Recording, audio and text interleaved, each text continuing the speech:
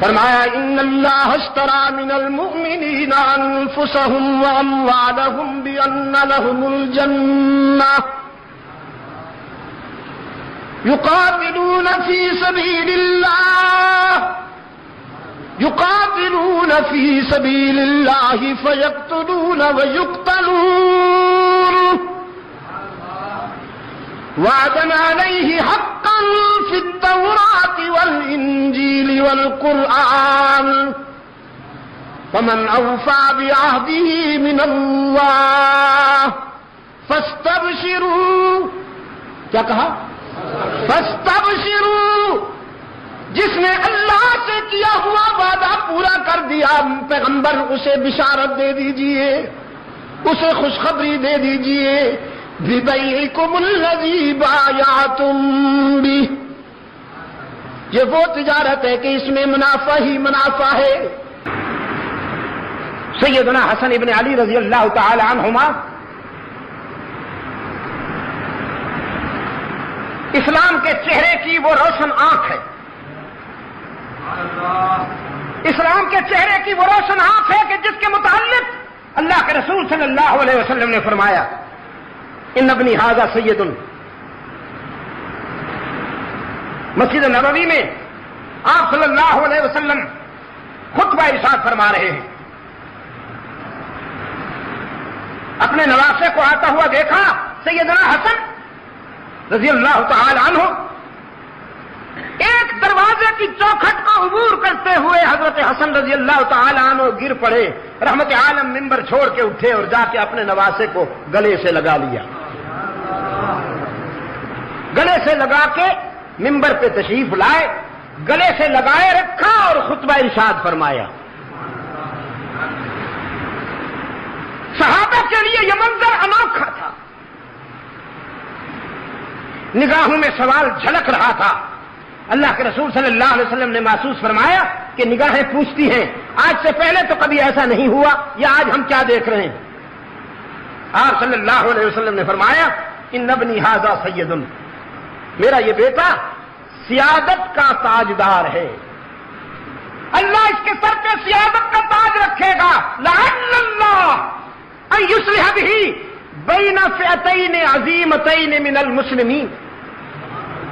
مجھے وحی کے نور سے بتایا گیا ہے کہ مسلمانوں کی دو لڑتی ہوئی جماعتوں کے درمیان میرا یہ بیٹا صلح و محبت کی داغ بیل ڈالے گا اور یہ عنوان مصالحت بنے گا. اللہ کے رسول صلی اللہ علیہ وسلم کی اس بشارت کی تکمیل کا وقت آ گیا جب سیدنا حسن نے رضی اللہ تعالی عنہ اپنے چچا سیدنا معاویہ سے مصالحت کر لی. جی مصالحت کر لی اور اب دیکھیے اس مصالحت کے بعد سیدنا معاویہ رضی اللہ تعالی عنہ نے حضرت حسن رضی اللہ تعالیٰ عنہ سے فرمایا بھتیجے کیا چاہتے ہو. انہوں نے جو شرائط لکھی ظاہر ہے کہ وہ شرائط اللہ کے دین کے لیے تھی، امت مسلمہ کی خیر کے لیے تھی. معاویہ رضی اللہ تعالیٰ عنہ نے سفید کاغذ بھیجا حضرت حسن کے پاس اپنے دستخط کے ساتھ. فرمایا میں دستخط کر کے بھیج رہا ہوں، جو آپ کی مرضی آئے وہی شرائط لکھ دیں، مجھے پیشگی منظور ہے. اسلام کی تاریخ میں نہیں، میں دعویٰ کر رہا ہوں کہ انسانی تاریخ میں اس کی کوئی مثال نہیں ملتی کہ کبھی کسی نے ایسے بھی مصالحت کی ہو کہ سفید کاغذ پہ دستخط کر کے بھیج دیے ہوں، چاہے اس کے اوپر حضرت حسن لکھ دیں کہ میری پہلی شرط یہ ہے کہ آپ ہٹ جائیں اور سلطنت میرے حوالے کر دیں. تو معاویہ تو دستخط کر چکے تھے نا. اگر حضرت معاویہ حق و صداقت کے معیار پہ پورے نہیں اترتے تو پھر اس سفید کاغذ پر حضرت حسن ابن علی کو پہلی شرط یہی لکھنی چاہیے تھی کہ آپ ہٹ جائیں، میں قرآن و سنت کے نظام کو چلانے کے لیے آ رہا ہوں. لیکن ایسا نہیں کیا انہوں نے. انہوں نے جو اپنی شرائط لکھی اس کی روح یہ تھی کہ دور خلافت راستہ کی روشنی میں فیصلے ہوا کریں گے. ہمارے جو سچے دوست ہیں انہیں تحفظ ملے گا. اپنی ضروریات کے لیے انہوں نے کچھ سالانہ اخراجات کا بھی ایک تخمینہ لکھا جسے منظور کر لیا گیا. منظور تو کیا کیا جانا تھا، وہ تو پہلے ہو چکا تھا. اب اس کے بعد 41 ہجری کے بعد حضرت حسن رضی اللہ تعالیٰ عنہ تقریباً 6.5 سال زندہ رہتے ہیں. 6.5 سال کوئی معمولی سا بھی اختلاف نہیں ہوتا حضرت معاویہ سے. مکمل یگانگت اور وحدت کے ساتھ اور تعاون کے ساتھ چلتے ہیں. ان کا انتقال ہو جاتا ہے. پھر سن 60 میں حضرت معاویہ کا انتقال ہو جاتا ہے. تو 41 اور 60 کے درمیان کتنے سال ہیں؟ 19 سال. ان 19 سالوں میں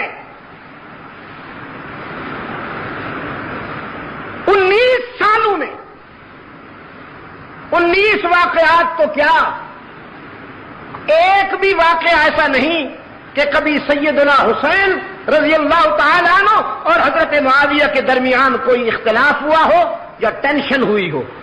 اگر ہوئی ہو تو دکھائیے، کسی بھی کتاب میں دکھائیے کہ حضرت حسین رضی اللہ تعالی عنہ اور سیدنا معاویہ کے درمیان کوئی ٹینشن ہوئی ہو. نہیں. سیدنا معاویہ رضی اللہ تعالی عنہ کے انتقال سے پہلے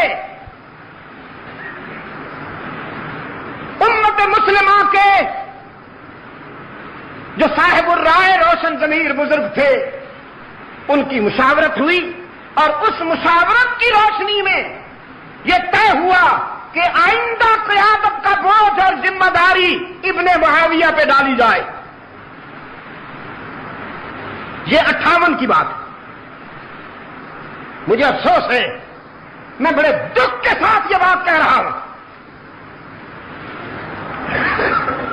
کہ دینیات کا جو چیپٹر اس وقت پڑھایا جا رہا ہے اسکولوں میں، اس میں یہ جھوٹ لکھا ہوا ہے. یہ افترا کیا گیا ہے، یہ بہتان لکھا ہوا ہے کہ معاویہ نے اپنے بیٹے کو بادشاہ بنانے کے لیے امت کو دھوکہ دیا.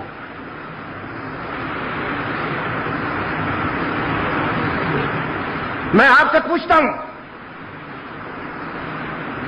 آج اگر کوئی غلط قدم اٹھاتا ہے، کوئی دھوکہ دیتا ہے،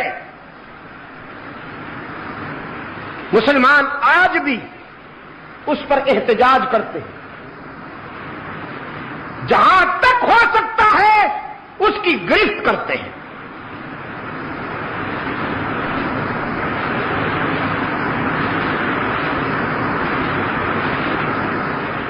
آج ہمارے دوست جن کے پاس اقتدار ہے وہ محاسبے کا عمل جاری کر رہے ہیں کہ پچھلے دور میں حکمرانوں نے جو کچھ کیا ان کا حساب لیا جائے گا. پھر جب یہ جائیں گے تو جو اگلے آئیں گے وہ ان کا محاسبہ کریں گے. میں آپ سے پوچھتا ہوں، سیدنا معاویہ رضی اللہ تعالی عنہ نے خدا نخواستہ جس طرح کے دینیات کے اس چیپٹر میں جھوٹ لکھا ہوا ہے، ایسا کوئی قدم اٹھایا ہوتا امت کبھی انہیں معاف نہ کرتی. یہ اس دور کے راوی کو تو دکھائی دیا، اس دور کے گروہی عصبیت کے بیمار مورخ کو تو دکھائی دیا، لیکن اس وقت جو کروڑوں کی تعداد میں مسلمان تھے انہیں کیوں نہیں دکھائی دیا؟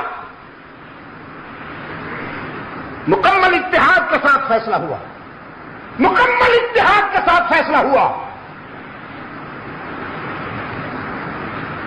اور بیٹے کو نامزد کرنا، میں تسلیم کرتا ہوں کہ سنت شیخین تو نہیں لیکن حرام بھی نہیں. اگر باپ کے بعد بیٹے کا برسر اقتدار ہونا حرام ہوتا تو پھر سیدنا علی رضی اللہ تعالی عنہ کے بعد سیدنا حسن کبھی یہ ذمہ داری قبول نہ کرتے. انہوں نے یہ ذمہ داری قبول کر کے عملاً ثابت کر دیا کہ باپ کے بعد اگر بیٹے میں صلاحیت ہے تو اقتدار کی ذمہ داری سنبھالنا حرام نہیں ہے.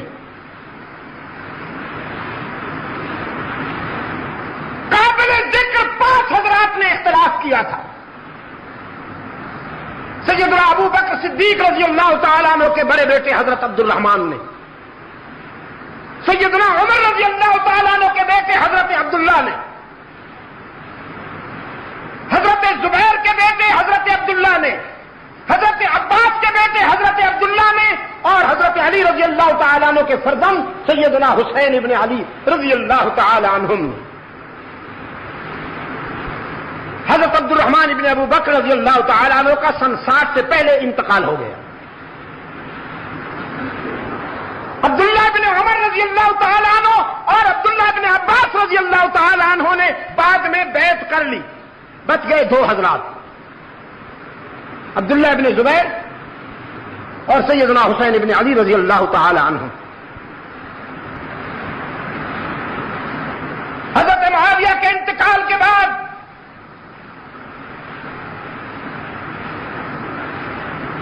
سیدنا حسین ابن علی رضی اللہ تعالی عنہ سے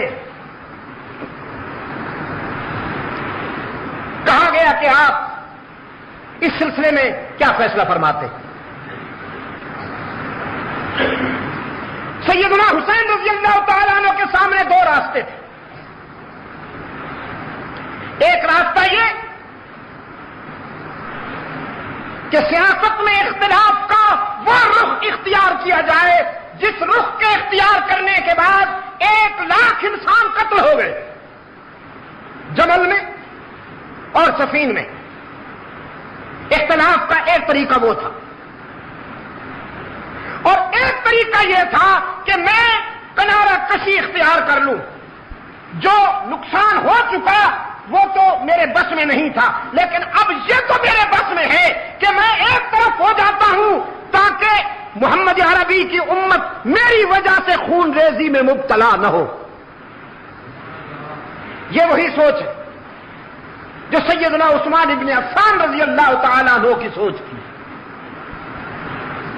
کہ ان کے پاس اختیار بھی ہے، ان کے پاس اقتدار بھی ہے، ان کے پاس فوج بھی ہے، ان کے پاس قوت بھی ہے، لیکن ان سب کچھ کے ہوتے ہوئے بھی مدینہ کو خون ریزی سے بچانے کے لیے جان دے دی، لیکن امت مسلمہ کو فتنہ و فساد سے بچانے کی کوشش کی. یہ وہی طریقہ تھا جسے سیدنا حسین ابن علی رضی اللہ تعالی عنہ نے اپنانا پسند کیا.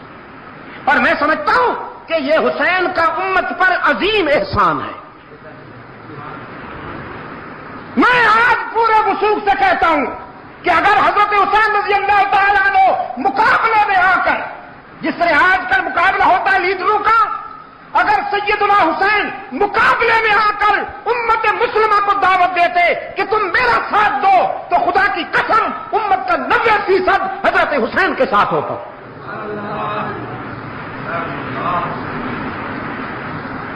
آپ کا ضمیر کیا کہتا ہے؟ آج 1400 سال گزر جانے کے باوجود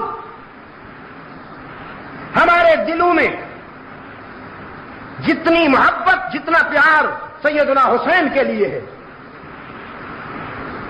خلفائے راشدین کے بعد وہ پیار کسی اور کے لیے نہیں. یہ صرف میری بات نہیں ہے، میرا خیال یہ ہے کہ ہر مسلمان کے احساسات یہی ہیں.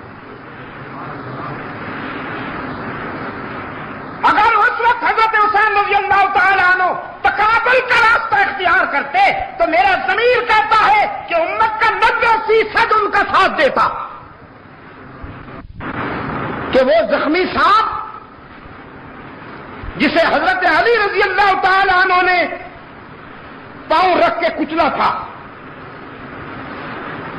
وہ خارجی بے ایمان، وہ منافقین جن کے ہزاروں کاروں، دہشت گردوں اور تخریب کاروں کو سیدنا علی رضی اللہ تعالیٰ عنہ نے اپنے دور خلافت میں ٹھکانے لگا دیا تھا۔ انہوں نے دیکھا کہ موقع بڑا مناسب ہے، خطوط لکھے، سیدنا حسین کو دعوت دی۔ اگر وہ خطوط آپ پڑھیں تو حیران رہ جائیں گے۔ میں کہا کرتا ہوں یوسف کنعان میں اور حسین کوفہ میں، یوسف کنعان میں اور حسین کوفہ میں دونوں مہربانوں کے ڈسے ہوئے ہیں، دونوں کو دوستی کے عنوان سے دشمنی کا سامنا کرنا پڑا۔ باقر مجلسی کی تحقیق کے مطابق، شیخ مفید کی تحقیق کے مطابق روزانہ ہزاروں خطوط کی بوریاں آتی تھیں حضرت حسین کے پاس کہ مولا ہم تیرے والد گرامی کے مرید ہیں، ہم تیرے غلام ہیں، تشریف لائیے، ہم آنکھیں فرش راہ کریں گے۔ سیدنا حسین ابن علی رضی اللہ تعالیٰ عنہ نے سب سے پہلے اپنے چچا زاد بھائی حضرت مسلم بن عقیل کو اپنا سفیر بنا کے بھیجا کہ تم جاؤ اور کوفہ کے حالات کا جائزہ لے کر مجھے رپورٹ دو۔ وہ تشریف لے جاتے، کوفہ میں پہنچتے ہی ہر طرف سے آوازیں بلند ہوئیں، امام آ گیا۔ پورا کوفہ عقیدت و احترام سے باہر نکل آئے اور حضرت مسلم رضی اللہ تعالیٰ عنہ کے ہاتھ پہ بیعت کی۔ مولا قربان جاؤں۔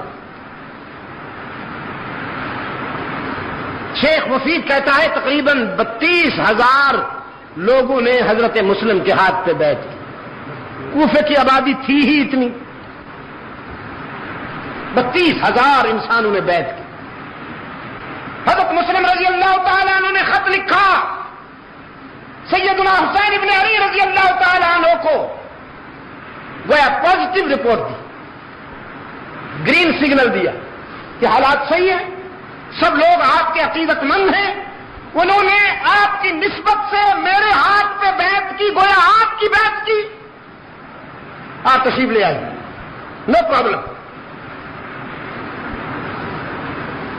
ادھر یہ خط روانہ ہوا، ادھر گورنر صاحب تبدیل ہو کر آ گئے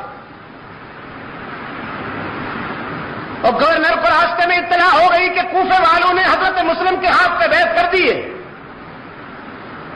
کل 18 لوگ اس کے ساتھ تھے۔ کتنے؟ اونلی 18 پیپلز، 18 لوگ۔ امامے سے چہرہ ڈھانکا ہوا، پگڑیاں اس انداز میں باندھی ہوئی کہ چہرہ نظر نہیں آتا۔ یہ بلوچستان میں اب بھی ہے، گرم علاقہ جہاں ریت اڑتی ہے اور ہوائیں گرم ہوتی ہیں، وہ چہرہ چھپا لیتے ہیں، دھوپ سے گرمی سے بچنے کے لیے بھی اور مٹی گند سے بچنے کے لیے بھی۔ تو چہرے پہ امامے کا ایک پلو یوں ڈال رکھا ہے۔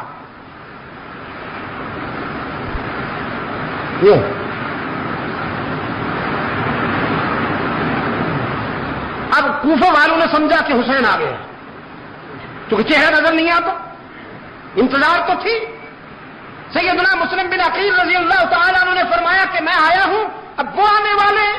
تو کوفہ والوں نے سمجھا کہ حسین آ گیا، پھر سارا کوفہ جمع ہو گیا۔ السلام علیکم یا ابن رسول اللہ، السلام علیکم یا ابن رسول اللہ، رسول کے بیٹے آپ پہ سلام ہو، ہم تو آپ کے منتظر تھے۔ وہ تو ابن زیاد تھا، سنتا آ رہا ہے اور چلتا بھی آ رہا ہے۔ جب گورنر ہاؤس پہنچا تو چہرے سے کپڑا ہٹایا اور یوں جو دیکھا تو سارے منافقین کا وضو ٹوٹ گیا، کھسیاں میں ہو گئے۔ ابن زیاد نے کہا کیا کہہ رہے تھے؟ یہ کیا کہہ رہے تھے؟ ابھی میں کیا سن رہا تھا؟ کہنے لگے سر وہ تو ویسے ہی کہہ رہے تھے، ہم نے جو اصل بات ہے وہ تو اب کہنی ہے۔ جو اصل بات ہے وہ تم نے اب کہنی ہے، وہ کیا بات ہے؟ کہنے لگے جی ہم تو آپ کے غلام ہیں، آپ کے وفادار ہیں، وہ تو سلام کی بات تھی، بس ویسے ہم نے کہہ دی، ہم نے سمجھا شاید وہ آئے ہیں، مطمئن رہیے ہم آپ کے وفادار ہیں۔ اس نے کہا نہیں، سوچ کے بولو، میں تمہاری کھال اتار سکتا ہوں، میں تمہاری بیویوں کو بیوہ اور تمہارے بچوں کو یتیم بنا سکتا ہوں، آپ فیصلہ کرو کہ تم کس کے ساتھ ہو۔ سارے کم بختوں نے فیصلہ کیا کہ ہم آپ کے ساتھ ہیں۔ تب وہ مسلم بن عقیل کہاں ہے؟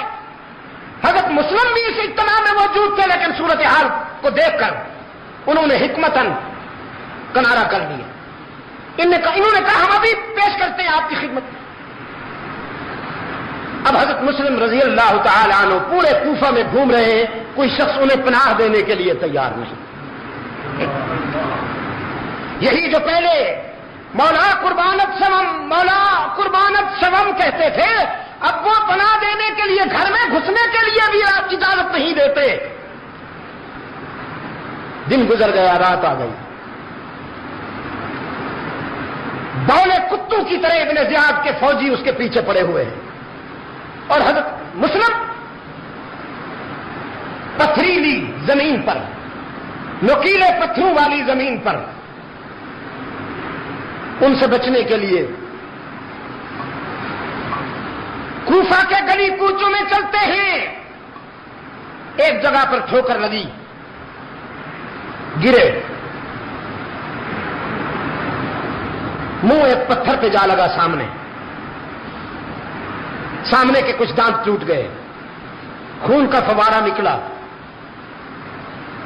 اور آسمان کی طرف دیکھ کر فرمانے لگے محمد کے معبود، محمد نے بھی تجھ سے وفا کی ہے، اس کی اولاد بھی تجھ سے وفا کرنے کا عزم کر چکی ہے، آزما لے جتنا آزمانا ہے۔ قریب کے گھر سے ایک بوڑھی باہر نکلی، پہچان گئی، کہنے لگی امام آپ ہیں۔ گھر کا دروازہ کھولا، اندر لے گئی، زخم دھوئے، زخم دھونے کے بعد کہنے لگی ہوں تو بوڑھی عورت ہوں، کچھ کر نہیں سکتی، لیکن محمد کے گلشن کے پھول اتنا تو کر سکتی ہوں کہ اگر کوئی تیر آپ پہ چلے گا تو انشاءاللہ جب تک میں زندہ ہوں وہ میں اپنے وجود پہ لوں گی، کوئی تیر تجھ تک نہیں پہنچنے دوں۔ حضرت مسلم نے فرمایا کوئی تیر برداشت کرنے کی ضرورت نہیں میری وجہ سے، بس صرف ایک مہربانی کر دے، مجھے نہیں پتا کہ میں کتنی دیر زندہ رہوں گا، بس ایک مہربانی کر دے، میرے بھائی حسین تک کسی طرح سے پیغام بھیج دے۔ میں پہلے انہیں رپورٹ دے چکا ہوں، میں پہلے انہیں خط لکھ چکا ہوں کہ حالات صحیح ہیں، لیکن خدا را اب تو کسی طرح سے میرا یہ پیغام ان تک پہنچا دے کہ کچھ بھی ہو جائے کوفہ میں قدم رکھنے کی کوشش نہ کرنا، یہ لوگ اعتماد کے قابل نہیں۔ ساتھ والے کمرے میں اس بوڑھی کا بیٹا سویا ہوا تھا، اس نے خسر پھسر سنی تو باہر نکل آیا، ماں سے پوچھا یہ کون آیا ہے؟ وہ کہنے لگی دیکھو اگر کسی کو بتایا تو دودھ نہیں معاف کروں گی، محمد کا بیٹا ہے، اہل بیت کا فرض ہے، آج ہمارے گھر میں مہمان ہوا ہے، بتانا کسی کو نہیں۔ اس نے آ کر حضرت مسلم کے ہاتھ چومے، حضرت مسلم کا دامن چوما، ہاتھ چومے، پاؤں چھو لیے، کہنے لگا قربان جاؤں امام ہمارے گھر میں آیا، سبحان اللہ۔ ماں سے کہنے لگا ماں ذرا تھوڑی دیر کے لیے مجھے اجازت ہو۔ تو کہاں جاتا ہے؟ کہنے لگا میں مسجد میں شکرانے کے نوافل ادا کرنے جاتا ہوں، اللہ نے اتنا بڑا کرم کیا کہ آل رسول کو ہمارے گھر بھیج دیا۔ کہنے لگی اچھا تو شکرانے کی نوافل ادا کرنا چاہتا ہے، تو کبھی فرض نہیں پڑتا بدبخت، آج تجھے نوافل کیسے یاد آ گئی؟ گھر سے نکلا، کنڈی باہر سے لگا دی، سیدھا گورنر ہاؤس، گورنر سے کہا شکار میرے قبضے میں ہے، انعام لاؤ، انعام لیا اور حضرت مسلم کو ان کے حوالے کر دیا، مسلم شہید کر دیے گئے۔ سیدنا حسین رضی اللہ تعالیٰ عنہ کو راستے میں اطلاع ملی، وقت اجازت نہیں دے رہا، اگرچہ یہ باتیں پہلے بھی کسی ملاقات میں ہو چکی ہے، لیکن میں اپنے عزیز نوجوانوں کے ذہن میں یہ بات بٹھانا چاہتا ہوں۔ کہ کربلا میں حسین رضی اللہ تعالی عنہ سیاست کرنے نہیں آئے تھے، خدا کی قسم اپنے نانا سے سیکھی ہوئی شرافت اور اپنے ابا سے سیکھی ہوئی شجاعت کا مظاہرہ کرنے آئے تھے۔ بس اگر سیاست کرنے ہوتی تو پھر انداز اور ہوتے، اور وہ میں کہہ بیٹھا ہوں کہ اگر وہ سیاست کرنا چاہتے تو امت کا 90% ان کا ساتھ دیتے۔ تشریف لائے اور بڑی شجاعت و بہادری کے ساتھ اپنی جان کا نذرانہ پیش کیا۔ آج ہم حسین کو دیکھتے ہیں رضی اللہ تعالی عنہ، آج ہم عثمان کو دیکھتے ہیں رضی اللہ تعالی عنہ، آج ہم سیدنا علی کو دیکھتے ہیں رضی اللہ تعالی عنہ، آج ہم سیدنا فاروق اعظم کو دیکھتے ہیں رضی اللہ تعالی عنہ، آج ہم سیدنا طلحہ اور زبیر کو دیکھتے ہیں۔ یہ گلشن اسلام کے وہ رنگین پھول ہیں کہ جن کا سراپا خون شہادت سے رنگا ہوا ہے، ہم ان میں سے کسی کو بھی افسردہ نہیں پاتے۔ قرآن کے آئینے میں ہمیں ان میں سے کوئی ایک بھی نروس نظر نہیں آتا، اس لیے کہ اللہ نے انہیں اس انجام کی روشنی میں بشارت دی ہے، غم کا پیغام نہیں دیا۔ فاستبشروا کہتا ہے قرآن کریم، فرمایا ان اللہ اشترى من المؤمنین انفسهم واموالهم بان لهم الجنہ يقاتلون في سبيل الله فيقتلون ويقتلون وعدا عليه حقا في التوراة والإنجيل والقرآن فمن أوفى بعهده من الله فاستبشروا، کیا کہا؟ فاستبشروا، جس نے اللہ سے کیا ہوا وعدہ پورا کر دیا پیغمبر اسے بشارت دے دیجئے، اسے خوشخبری دے دیجئے، بِبَيْعِكُمُ الَّذِي بَايَعْتُمْ بِهِ، یہ وہ تجارت ہے کہ اس میں منافع ہی منافع ہے۔ تو پھر جن کرداروں کو اللہ کی طرف سے بشارت ملے، پشاور کے روشن ضمیروں، جن کرداروں کو اللہ کی طرف سے خوشخبری ملے، وہ کردار قابل ماتم ہے یا قابل فخر؟ فاروق اعظم قابل ماتم ہے یا قابل فخر؟ عثمان قابل ماتم ہے یا قابل فخر؟ حالانکہ مظلومیت کا یہ عالم ہے کہ کربلا میں 3 دن پانی بند اور مدینہ کے شہید کے لیے 40 دن پانی بند۔ مظلومیت کا یہ عالم ہے کہ 3 دن حضرت عثمان کی میت پڑی رہی بے گور و کفن۔ تحریک منافقت کے درندے کسی کو قریب نہیں آنے دیتے۔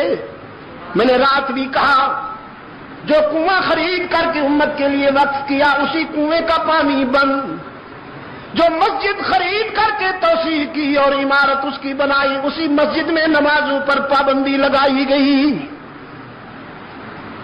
اور شہادت کے تیسرے روز رات کی تنہائی میں عثمان ابن عفان کو جنت البقیع کے ایک کونے میں دفن کر دیا گیا۔ لیکن اس قدر مظلومیت کے باوجود، اس قدر دردناک شہادت کے باوجود ہمارا عثمان قابل ماتم نہیں، قابل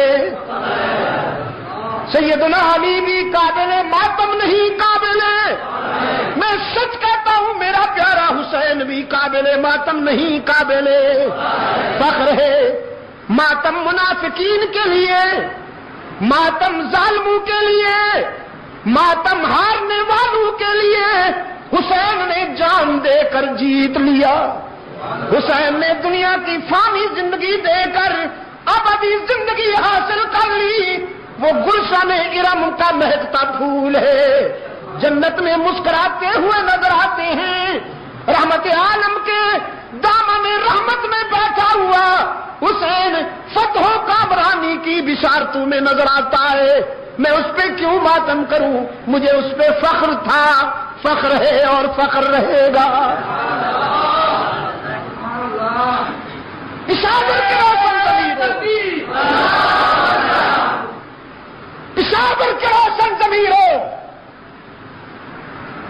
میری گفتگو اور میری گزارشات کا خلاصہ یہ ہے، میں نے رات بھی کہا تھا، آج بھی کہتا ہوں، کامیابی چاہتے ہو تو اپنی صفوں میں منافقین کو پہچانو، کامیابی چاہتے ہو تو اپنی صفوں میں ان منافقین کو پہچانو جو دوستی کے لبادے میں دشمنی کرتے ہیں۔ جب تک ان کو نہیں پہچانو گے، وقت کا عثمان بھی شہید ہوتا رہے گا، وقت کا حسین بھی ذبح ہوتا رہے گا، اور وقت کا اسماعیل شہید بھی ذبح ہوتا رہے گا۔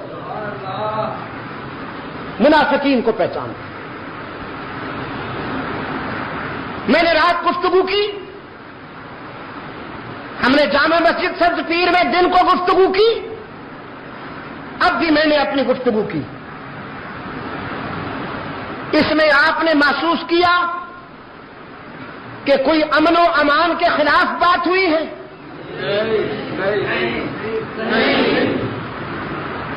تو پھر انتظامیہ کے ذمہ دار حضرات بھی لکیر کے فقیر نہ بنا کریں۔ ہمارا مقدر دیکھیے، ہمارے فیصلے کسی کانسٹیبل صاحب کی لکھی ہوئی رپورٹ پہ ہو جاتے ہیں، وہ جو لکھ کے بھیج دے بس ایسے سمجھا جاتا ہے کہ یہ وہی ہے، یہ قرآن کی آیت ہے۔